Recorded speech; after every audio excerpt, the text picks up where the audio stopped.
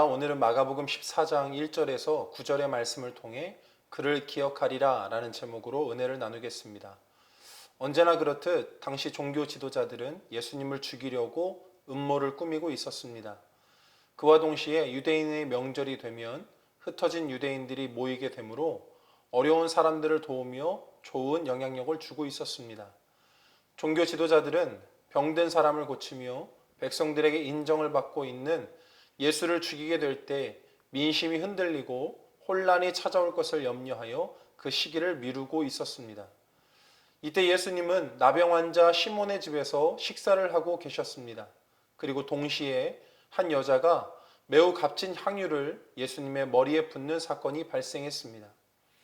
지켜보고 있던 사람들은 여자를 책망했습니다. 이유는 간단합니다. 여자가 사용한 향유가 매우 비싼 것이기 때문입니다.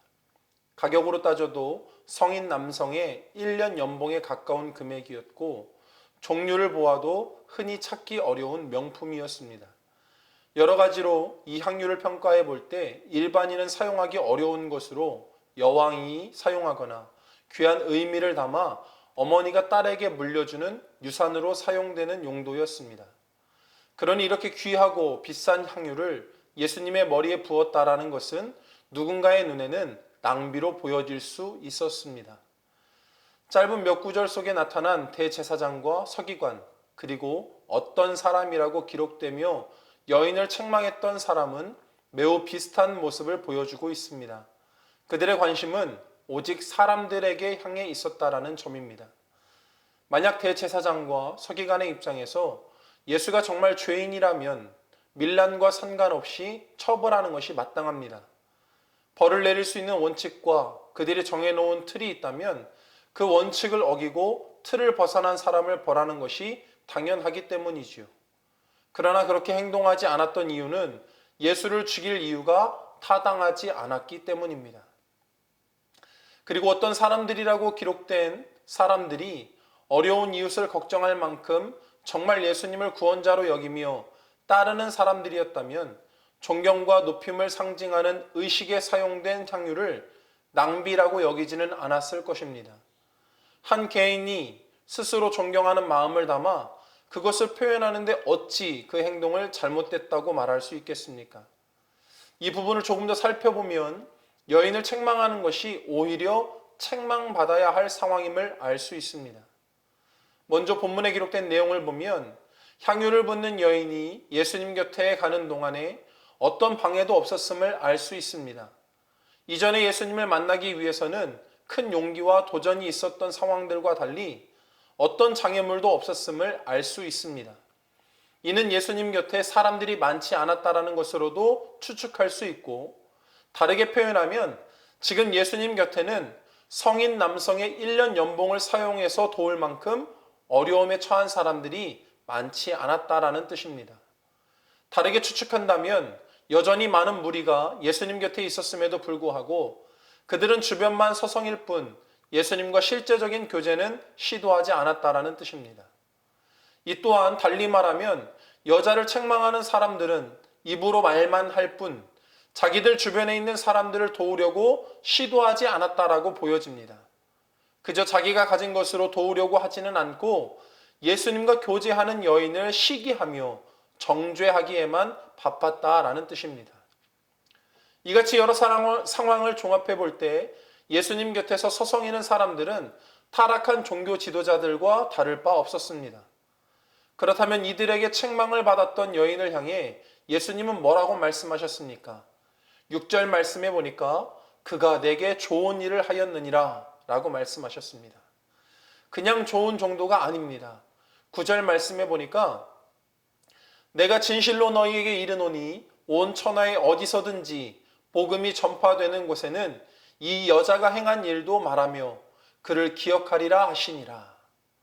예수님이 얼마나 좋으셨는지 온 천하에 어디서든지 복음이 전파되는 곳에는 이 여자가 행한 일과 함께 이 여자를 기억하라고 말씀하셨습니다. 예수님은 뭐가 그렇게 좋으셨을까요? 말씀을 준비하면서 이 부분이 풀려지지 않았습니다. 금액이 중요한 것이 아니고 마음과 정성이 중요한 것이라면 이 여인 말고도 많은 사람이 있었을 텐데 왜 예수님은 이 여인을 이토록 칭찬하셨을까? 도대체 풀려지지 않는 부분이었습니다. 그러던 중 3절 말씀을 통해 힌트를 얻게 되었습니다. 예수께서 베다니 나병 환자 시몬의 집에서 식사하실 때에 예수님은 언제나 소외된 사람들과 함께 하셨습니다. 소외된 자들과 함께 소외된 삶을 살아오셨습니다. 수많은 사람들이 주변에 서성이지만 결국 그들은 그들이 원하는 것을 얻고자 예수님 곁에 머물렀습니다. 그나마 성숙된 사람이 있다면 예수님을 통해 주변 사람들을 돕는 정도였습니다. 머리 둘 곳도 없으셨던, 허기진 상태로 살아가셨던 종교 지도자들은 밀란이 날 것을 두려워했지만 예상과 달리 십자가에 달리신 예수님 곁을 지켰던 사람은 아무도 없었습니다. 수많은 무리들이 따랐지만 예수님은 외로우셨습니다. 그렇게 외로이 십자가를 향해 다가가던 예수님께 한 여인이 마음과 정성을 담아 사랑과 존경을 표현했습니다. 그토록 귀하고 소중했던 향유 한 옥합을 오직 예수님만을 위하여 드렸습니다. 여인이 의도한 것은 아니었지만 8절 말씀에 예수님은 이 여인이 내 장례를 미리 준비하였다라고 말씀하셨습니다. 십자가 위에서 죽음을 맞이해야 하는 운명 앞에 수많은 무리들은 등을 돌렸지만 이 여인은 정성을 담아 그의 마지막을 동행했습니다. 사랑하는 성도 여러분, 예수님을 사랑하십니까? 정말 어떤 계산적인 관계도 없이 예수님을 위해 내 전부를 드릴 수 있으십니까? 이렇게 하면 복 주시겠지. 이렇게 하면 내 문제를 해결해 주시겠지. 이렇게 하면 어떤 조건도 없이 예수님을 사랑하십니까? 그리고 정말 내게 가장 귀한 것을 드릴 수 있으십니까? 찬양 가운데 이런 가사가 있습니다. 사랑합니다 나의 예수님, 사랑합니다 아주 많이요. 사랑합니다 나의 예수님, 사랑합니다 그것뿐이에요. 오늘 본문에 기록된 이 여인의 마음이 이와 같지 않았을까? 예수님 사랑합니다. 너무나도 많이 사랑합니다. 예수님 사랑합니다. 다른 이유 없습니다. 그저 예수님만을 사랑합니다. 사랑하는 성도 여러분, 어제 주의 낮예배를 통하여 담임 목사님은 말씀하셨습니다. 우리를 광야로 이끄시는 것, 다른 것 없습니다. 나는 내려놓고 오직 주님만을 의지하게끔 하시려고. 저와 여러분이 오늘 이 새벽만큼은 예수님만을 사랑한다고 고백하기를 간절히 소원합니다. 오늘만큼은 예수님을 외롭지 않게 해드리겠습니다. 이렇게 고백하는 새벽이 되길 원합니다. 우리가 소외되고 외로울 때 우리 곁을 떠나지 않으셨던 주님을 향해 광야 길을 걸어갈 때에도 언제나 동행하셨던 그 예수님을 향해 오늘만큼은 우리가 사랑을 고백하고 외롭지 않으시도록 표현할 수 있게 되길 간절히 축원합니다. 기도하겠습니다. 살아계신 하나님, 평안하고 쉬운 길을 갈 수 있음에도 불구하고 광야의 길로 인도하셨던 그 주님의 뜻을 깨닫길 원합니다.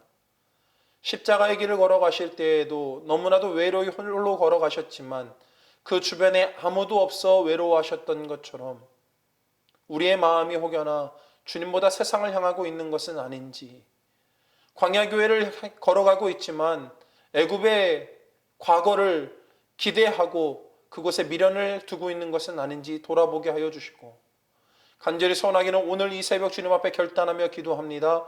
오직 주님만을 사랑합니다. 다른 이유 없이 내 향유옥합을 주님 앞에 드릴 수 있을 만큼 주님만을 사랑합니다. 이와 같은 고백이 우리 가운데에 흘러나올 수 있는 귀한 한 날 되게 하여 주옵소서.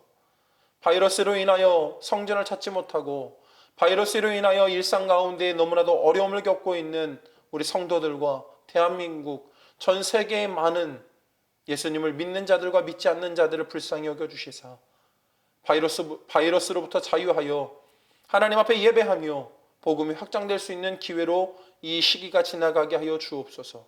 오늘 이 하루 눈동자같이 우리를 지켜주시고 동행하여 주실 주님을 기대하며 살아계신 예수님 이름으로 기도합니다.